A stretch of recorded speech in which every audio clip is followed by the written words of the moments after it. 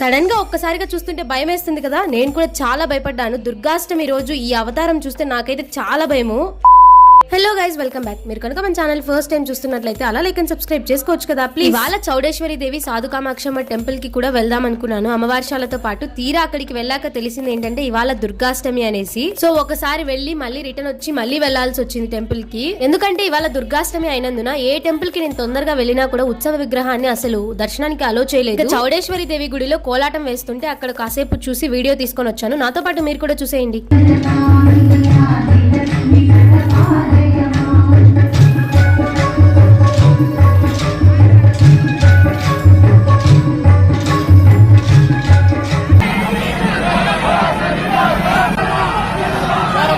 ఇవాళ దుర్గాష్టమి కాబట్టి అమ్మవారిని మహిషాసుర మర్దిని దేవిగా అలంకరించారు. ఆ రెడ్ కలర్ లైట్ ఎఫెక్ట్స్ లో అమ్మవారిని చూస్తుంటే నిజంగా భయమేస్తుంది. వెళ్లే ముందు సబ్స్క్రైబ్ చేసుకొని వెళ్ళండి.